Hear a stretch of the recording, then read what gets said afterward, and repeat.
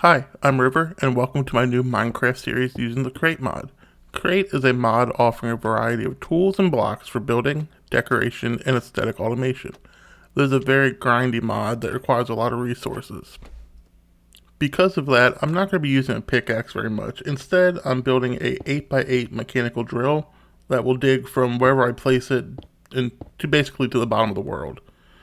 This is going to take a little bit to put together, and it's quite finicky to get everything set up. So while I work on this, take a look at what I did beforehand.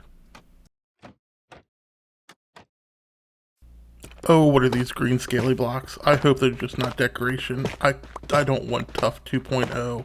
I hope they're actually used for something. I'm going to collect some and see.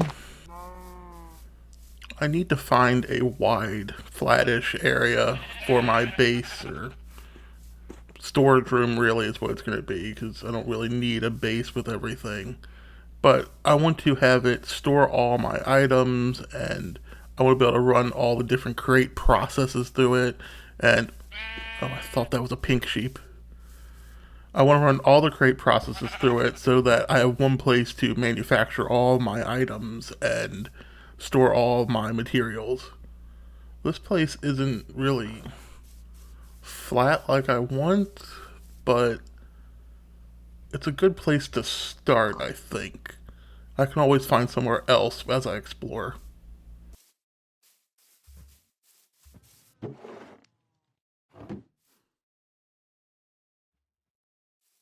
A lot has happened since the first day on here.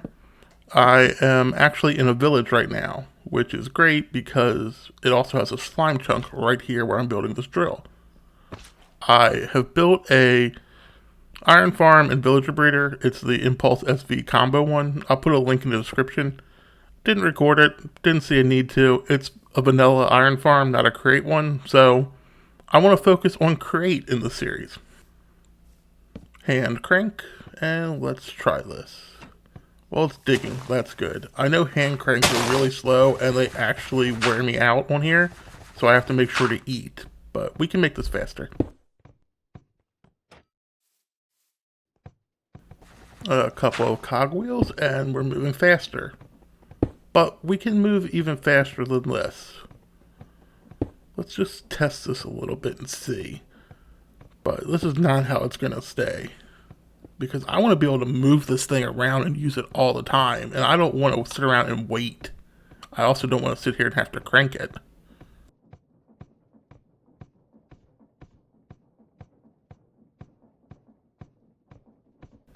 I have to spin what side the crank is on in order to bring it back up, so I need to figure out a way of having it not only faster, but also directional, because having to switch it is going to make it a pain. But it is getting good amount of resources. I mean, I probably couldn't have dug that much out by pickaxe without a haste beacon. But it's got some ores and stuff, so this is helpful. This is only the first version of this. There's going to be many versions because I have big plans for how I want to deal with this. But it's a lot of resources to get this many drills, and I'd like to have a full chunk size one at some point. But not now. Let's move on. I'm making a precision mechanism for a rotation speed controller because it will help me increase the speed of items and also just make it a whole lot easier to deal with. This is a long process though.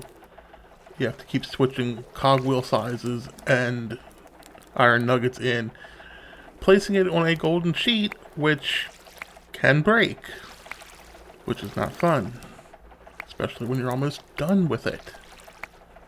But I've sped this up because it is really slow. But there we go. Now I can make this rotation speed controller.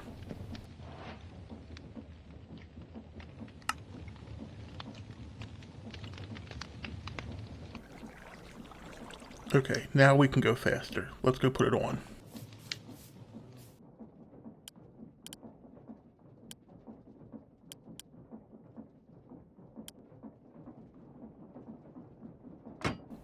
Okay, that works. Now, after some trial and error, I discovered that it's not as simple as it looks. Or maybe it is and I just wasn't paying attention. You have to control it with a cogwheel. That's not a good sound. Okay. So reverse doesn't work the way I want it to. Alright. I'll have to figure that out. But as I was saying, you have to power a cogwheel, and then the cogwheel actually sends the power through it to its shaft that you connect to stuff. So it's got two cogwheels here connected to the pulley, and as I control the speed, it actually increases how fast that shaft moves, which controls how fast it goes up or down. In this case, it's just up, which is why it's not doing anything. So I need to figure out how to make it go both directions. I think I know how to do that. No, no, no, no, stay. Okay, let's change this to counterclockwise. And nothing changed. Okay. So I'm gonna have to figure out how to make this go the opposite direction, because I want a button or a switch or something. I don't want to have to rebuild this thing or move stuff just to make it go up and down. It needs to be portable. Okay, I figured it out. And I'm bringing it to bed in case I die. This won't kill me, but if I fall, it will. So a gear shift. I need a gear shift in here. With a lever, I can switch which direction it's going. So I need to move this stuff around. I guess I can try this first. Power, okay. On, no, no. Okay.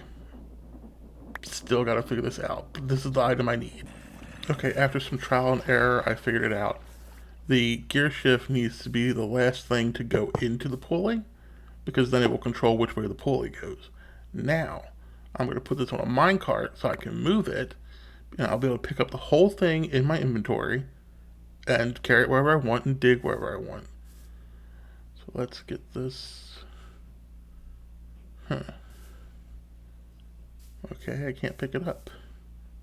No, I can't push it either. Okay, I finally got that figured out. It requires power, and then it works. When it's unpowered, I can do stuff with the actual machine. When it's powered, I can pick it up. So, now it's movable. It's digging. It does have some grass and stuff on top, which I think is just because I moved it and it starts at a level lower. But I'm going to remove this, and then we're going to dig out this slime chunk really fast. Okay, so as you can see, it's a little finicky to get it lined up, but it does move pretty quickly, even with just a small little windmill. So I can dig out the slime chunk extremely fast. There are some issues where if you hit lava, it can create obsidian above it. In that case, I have to move it to another chunk that's already been cleared, then wind it up, then go back, remove the obsidian, and keep doing that until there's no more obsidian being formed above it. But it does a good job. This would have taken hours. Okay, we're back at what I'm calling my base camp. This is that little area I found at the beginning. And I have set up a way to unload all the resources from the drill.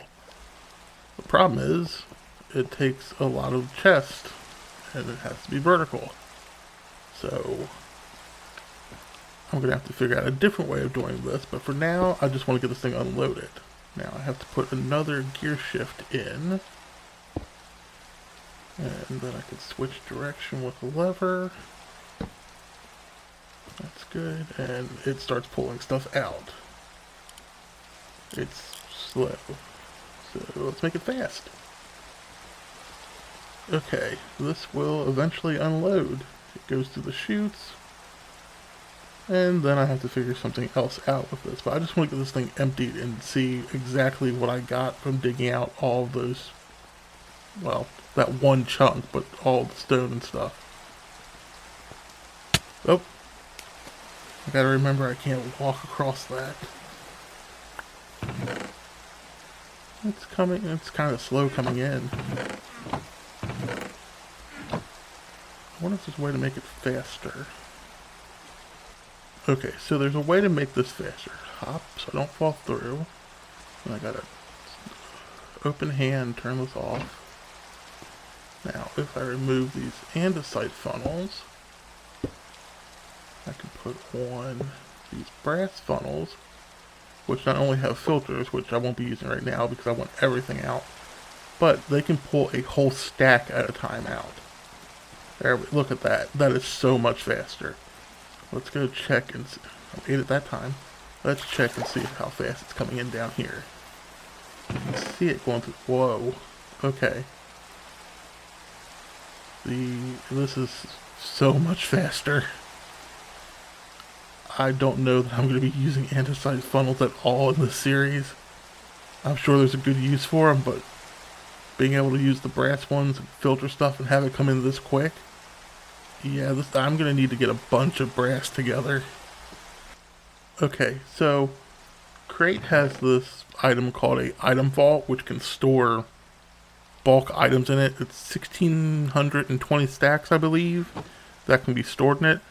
So right now I'm pulling out all the cobblestone and storing it in this item vault. This is a small one, so it can't hold quite that much, but it should hold all the cobblestone from this. These funnels with the filters, it's great. I'm just going to keep moving this stuff, and then I think this is where we're going to call it a episode, because my brain is a wreck after trying to figure all this stuff out. But now that I know how it works, I have some big plans, and we might not be staying at this area to build my warehouse. Yeah, that's what I'm building, a warehouse. I thought about a factory, but I think a warehouse is a better description for it because it's going to house everything. It's just going to have some production it does too. But I'm going to keep getting all this stuff unloaded. And the next step is... Okay, I can't place that. I need to just throw it, I guess. Yeah. Okay, so I'm going to keep working on all this, and the next episode we're going to start building up the warehouse and try to make some more interesting things.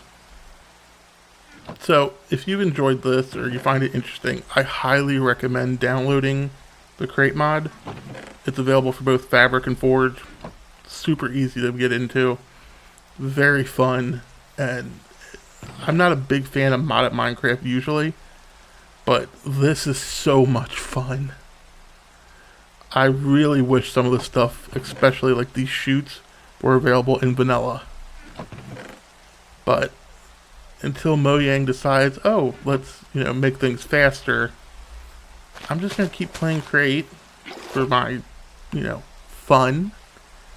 And I'm going to keep playing vanilla Minecraft for different kinds of fun. Alright, you all have a great day, and I hope to see you in the next episode. Bye!